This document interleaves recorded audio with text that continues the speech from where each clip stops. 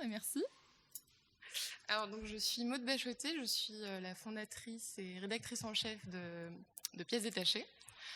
Moi, j'ai une formation en édition, un master à Paris 4, donc je viens pas du milieu d'histoire de l'art. Et je travaille dans l'édition à côté donc de cette revue qui est un projet associatif. Je travaille donc en collaboration avec Salomé Dolinski, qui a fait le même master que moi, et Manon Farja, qui est notre directrice artistique, qui tient le stand actuellement. donc ce projet, il est né pendant ma dernière année de master à Paris 4. Donc on devait penser à un projet de collection inédit dans le cadre de mémoire de fin d'études. Et moi, je me suis dit que le vêtement m'intéressait, toute la symbolique qu'il y avait derrière, mais ce que je voyais dans la presse, notamment la presse féminine, ça m'intéressait pas tellement. Le vêtement en tant qu'objet de consommation, en fait, c'était pas ça qui m'intéressait, mais plutôt ce qu'il y avait derrière. Et c'est comme ça qu'est né ce projet de concevoir une revue culturelle consacrée aux vêtements. Donc au début c'était vraiment c'était un mémoire, j'avais pas du tout la prétention d'en faire un objet fini, et puis en parlant avec Salomé qui était séduite par le projet, je me suis dit à la fin de mes études pourquoi pas, et donc a commencé l'aventure vraiment de Pièces détachées. Donc Pièces détachées, qu'est-ce que c'est ? C'est donc une revue monothématique. Donc chaque numéro est consacré à un vêtement, donc une pièce, d'où le titre Pièces détachées. Donc notre premier numéro a pour sujet la robe. C'est une revue transdisciplinaire, c'est-à-dire qu'elle se divise en 5 rubriques: société, histoire, mode, art et littérature et culture populaire. C'est une revue également hybride, autant par sa forme, puisqu'elle se situe un peu entre le magazine et le livre, par son contenu, puisqu'on y trouve à la fois des articles, mais aussi des entretiens, des petits reportages, de la photographie, de l'illustration, des écrits d'artistes, et donc de fait, c'est une revue aussi hybride par la variété des contributeurs, puisqu'on travaille aussi bien avec des chercheurs, des historiens, des artistes, des photographes, des auteurs, des écrivains. Voilà, donc c'est un objet un peu à part. Ensuite, j'aime bien dire aussi que c'est une revue non genrée qui ne s'adresse pas... Alors, on est qu'entre femmes, mais hélas, mais ce n'est pas une revue féminine, ce n'est pas une revue à destination des femmes, c'est une revue sur le vêtement, certes, mais pas sur le chiffon, en fait. C'est au-delà de ça. Et bon, pour preuve, on a beaucoup de lecteurs masculins, et d'auteurs, des hommes qui écrivent pour nous. Et pour finir, une revue intemporelle dans le sens où elle ne s'inscrit pas dans l'actualité. On ne parle pas d'actualité de la mode. On traverse un peu toutes les périodes du Moyen-Âge à aujourd'hui, je dirais. Donc, quand on a commencé quand on s'est lancé dans ce projet, on a rencontré pas mal de chercheurs dans le domaine de la mode, et on s'est rendu compte à ce moment-là que dans la recherche, c'était une petite niche un peu boudée, mais mise à part, pas prise au sérieux par les autres chercheurs et par les universitaires, et que avant de pouvoir se dire historien de la mode, il fallait d'abord faire ses preuves en tant qu'historien de l'art. Et malheureusement. Donc nous, ça nous a donné envie aussi de donner la voix à ces personnes-là, à cette recherche. Souvent les gens sont étonnés qu'on ne soit pas du tout historienne de l'art, mais nous, notre travail, c'est de coordonner tout ça et de rassembler ces gens autour de ce projet.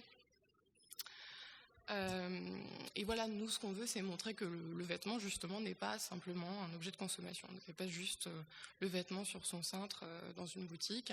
Il y a toute une symbolique derrière, qu'on le veuille ou non. Tous les matins, on s'habille et nos vêtements ont un langage, que ce soit ça peut parler de nos origines sociales, ça peut parler d'une ethnie, enfin voilà, ça a une histoire, ça raconte quelque chose. Les vêtements racontent quelque chose. Et puis aussi montrer, voilà, pour faire le lien aussi avec ce festival, puisqu'il y a des gens qui se demandent aussi pourquoi on est là. Le vêtement et l'art, c'est quand même quelque chose d'assez indissociable. Finalement, nos seules traces visuelles post-invention de la photographie, de la mode, du vêtement, c'est les œuvres d'art, c'est les tableaux, c'est les statues. Sans ça, on ne saurait pas, on ne verrait pas ce qu'on portait. Et on le voit, c'est très présent dans l'art. Et puis je me perds, évidemment. Et le lien, je suis tout à fait perdue. Alors je suis en pleine crise d'allergie, donc je fais pas. Je suis un peu perdue. Donc oui, voilà. Donc nous, voilà, le vêtement. Voilà, je retrouve le fil de ma pensée. Le vêtement aussi. Aujourd'hui, le vêtement est entré dans les musées. Au même titre que l'œuvre d'art, le couturier maintenant, le grand couturier, est considéré comme un artiste et ses créations des œuvres d'art et non plus seulement des créations artisanales. Donc c'est pour ça aussi que ce premier numéro, donc sur la robe, voilà, donc là j'ai oublié de faire défiler, voilà, les différentes rubriques, société, mode, histoire. Bon, c'est des exemples, hein. Art et littérature, culture populaire. Donc voilà, ce premier numéro, la robe. Donc c'est pas étonnant que la rubrique justement sur l'art et la littérature soit aussi riche dans ce numéro. Elle prend beaucoup de place. Et on retrouve, voilà, donc par exemple, ces œuvres, donc le portrait d'Éléonore de Tolède de Bronzino, qui est une analyse d'œuvre en fait d'Élise Urbain, voilà, avec cette robe très détaillée au cœur, vraiment au centre du tableau, qui efface presque les personnages. Voilà, on retrouve aussi les robes de la Vierge de la Dorade à Toulouse. Donc à gauche, voilà, donc c'est cette Vierge, si vous l'avez pas vue, bon, je l'ai pas vue, j'aimerais beaucoup la voir. Elle possède une garde-robe bien plus fournie que la mienne. et donc ici j'ai mis deux exemples. Donc on retrouve un article sur les robes de la Vierge de la Dorade dans la revue, signé par Christine Haribo. Donc un exemple à gauche, une robe qui a été faite en 2001, mais bon, qui est typique du XVIIIe siècle. Et à droite, une robe qui a été faite par Jean-Charles de Castelbajac, à l'occasion d'une exposition où des artistes, voilà, je fais en plus le lapsus, des couturiers avaient été invités à revisiter la garde-robe de cette Vierge. Donc voilà, qui a revêtu cette robe camouflage. Oui. Donc on retrouve aussi dans la revue Marie-Antoinette, bien sûr, donc deux tableaux d'Élisabeth Vigée-Lebrun, donc sur un article, avec un article sur la robe de Gaulle. Donc première version jugée un peu trop frivole, donc seconde version à droite, plus digne d'une reine.